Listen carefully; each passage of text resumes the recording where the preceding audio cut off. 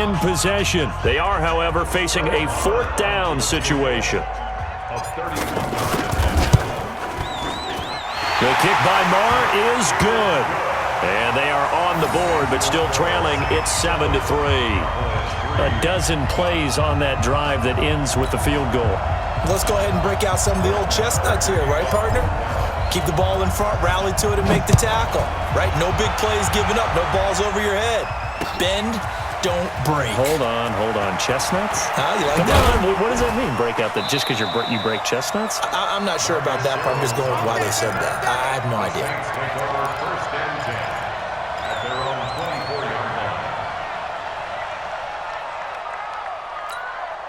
The offense now at the line, ready for their next drive. They had the touchdown on the opening drive of the ball game. It was countered by just a field goal. So, hey, if your guys can do that for 4 quarters, you're in good shape. Yeah, it is a team game, so that's just good complimentary football. But, you know, I know I'm no brainiac, but you trade 6s for 3s, things are going to work out in your favor.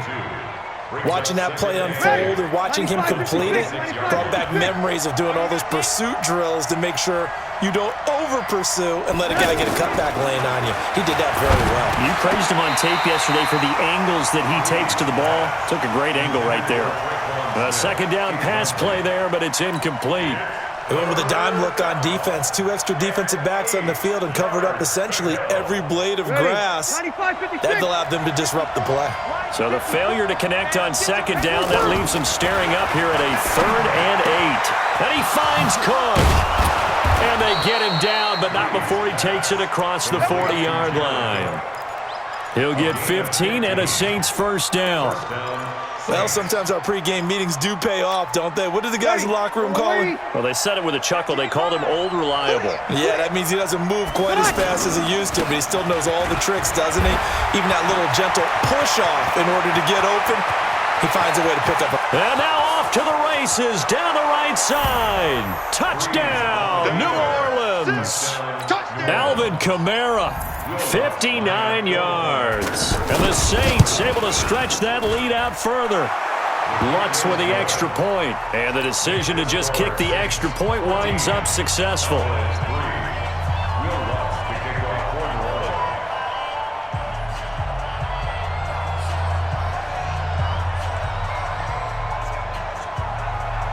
After the touchdown, Lutz to kick it off. This will be fielded on the back line of the end zone. And he's up past the 20 to the 22-yard line. The offense back out there at the line, ready for their next drive. And last time they got 3 points, but it was a chip shot field goal. And when you go to the sideline after a chip shot field goal, maybe the offense not too happy. There he goes, Amari Cooper. And he is into the end zone for a Cowboy touchdown. Amari Cooper, 78 yards, as his guys are back within a single score. And nothing too crazy there. A quick slant, and then he just had a seam. He found a seam. And when you hit it on the run like that, and I mean the pass right to the receiver who's already in motion and moving, sometimes he just takes it and runs away from everyone else. And he ran it into the end zone. And the defense, they've got to adjust there quickly. That's tough on them. That's really tough because everything was executed well. Ball was out of his hands quickly, into the hands of the receiver, and then he was gone. That's fielded in the end zone. And he'll take it up past the 25 to the 26-yard line.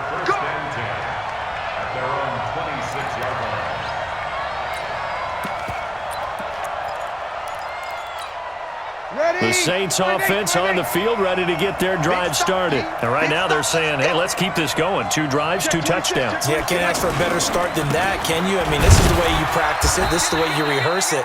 But right now, the play calling, they're locked in really well. He'll get a nice chunk there on the first down run, and it's 2nd and 4. Despite the blitz, they're still able to pick up a nice, solid gain. The disadvantage of blitzing often alters the normal spacing and run fits and leaves creases like they were able to exploit right there. Now, meanwhile, a pass that should have been intercepted, but it winds up falling incomplete. The target that time, Michael Thomas, and it's 3rd and 4. And 4 yards to go. Yellow waiting, 54 pounds. From the gun, it's Breeze. Incomplete. He had his hands on it but couldn't pick it. But it's now 4th down. Not only was the call spot on, how about the execution of that defense right there? The zone was absolutely locked up tight.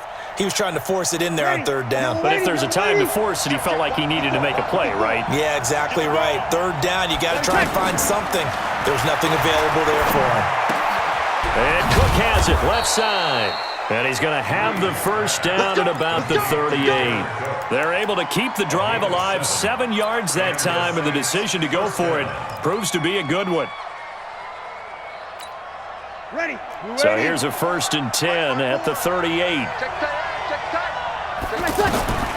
Again, it's Breeze. And that's going to be incomplete. Too tough to hold on to that one. It's 2nd down.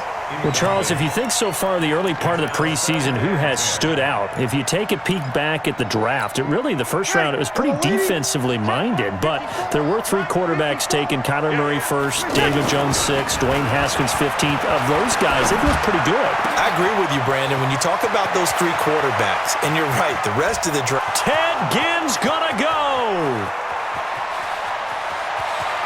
Touchdown, New Orleans.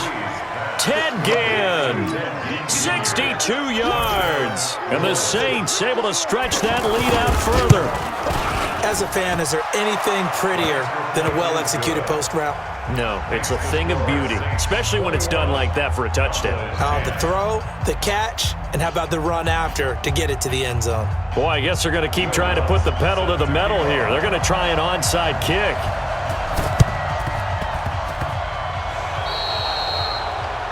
And that drives coaches insane, doesn't it? When they see that happen, it just doesn't feel right, does it? Plus, you're giving up yardage. Good starting field position for them here as they come up 1st and 10. They'll try the right side with Elliott.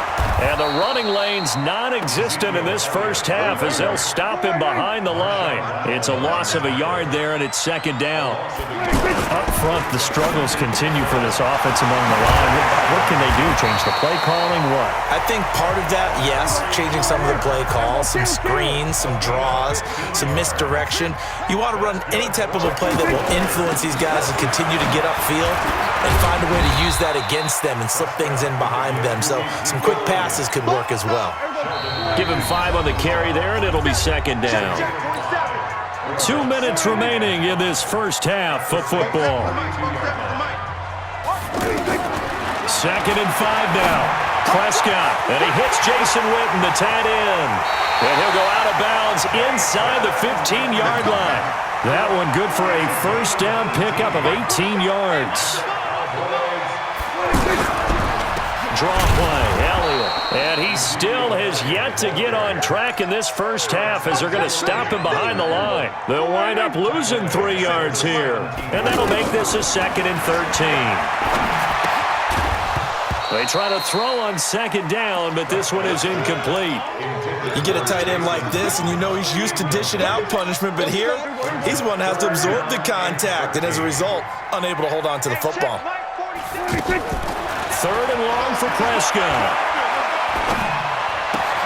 Looking left side, and he's got a man. It's Elliott. And he is out of bounds, getting it down to the 10. That was play number 7 on this drive, and it got him 7 yards.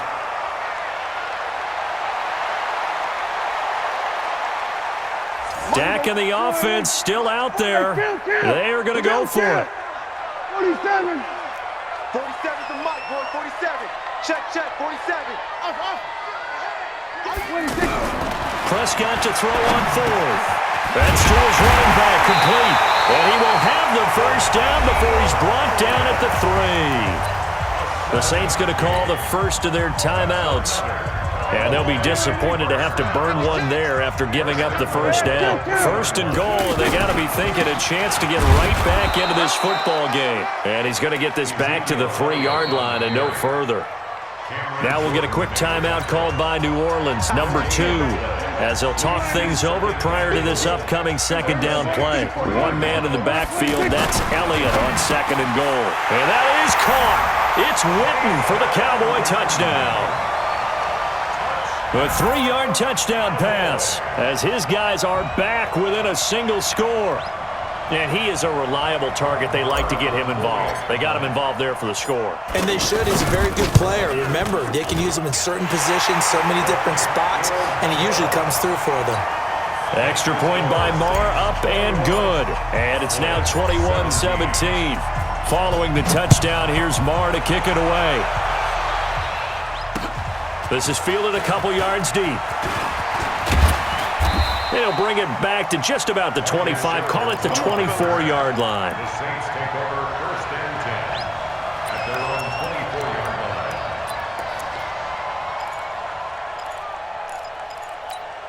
line. The offense now at the line, ready for their next drive. And with still more than a minute to go in the half, time to try to mount a drive. And I would think that they would have to. This is today's NFL. You got to push it whenever you get an opportunity. You could never have enough points with the high-powered offenses that you face. And analytics will tell you, try and score when given the opportunity. To throw, it's Breeze. And this will be incomplete. Physical play on the football there, and it's 2nd down. Well, let's have some fun while we have a minute here. Fantasy drafts are in full swing. I know I've got my family fantasy draft coming up, Charles.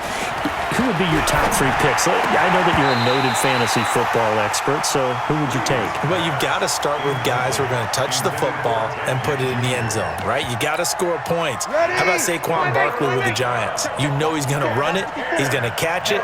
When they get desperate, they may actually have him return it as well. Alvin Kamara is an absolute matchup nightmare for everyone. And Christian McCaffrey, did he ever come off the field last year? And, you know, this guy, he's a threat to be a 1,000-yard runner and a 1,000-yard receiver, as is Kamara. So this is going to be fun to watch.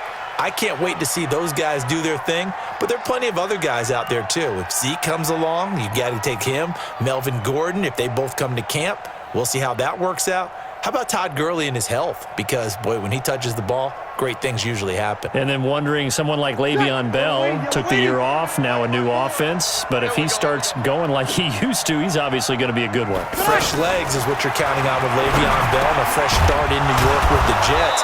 And if you're looking for an exciting rookie, remember this. Kyler Murray's going to get the ball from the first snap, and they're going to leave him in there throughout. And as long as he stays healthy, he's going to pitch it around the park a bunch. Don't be surprised if he gets a little love, too. And Lutz puts this one through.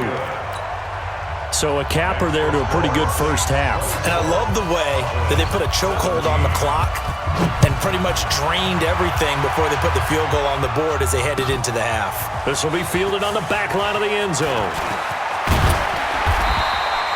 So 2 quarters down, 2 remain. Charles and I return after the break. And we welcome you back now. Alongside Charles Davis, I'm Brandon Gaudin, getting set for quarter number 3 here